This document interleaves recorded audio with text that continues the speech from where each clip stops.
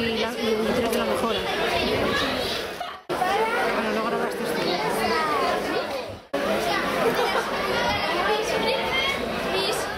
Mario le dijo que sí. No, sí, sí, y además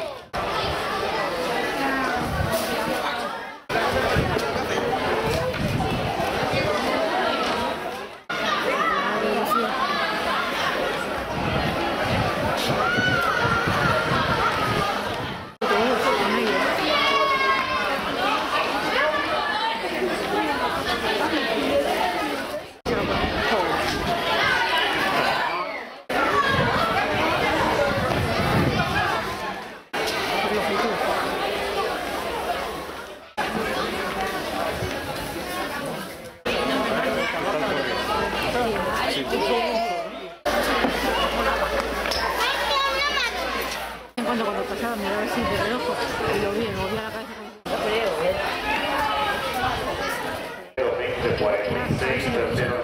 Tú dices que no me saluda.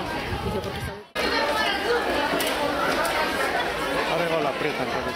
Entrenar una cosa es que siempre está entrenando corriendo, pero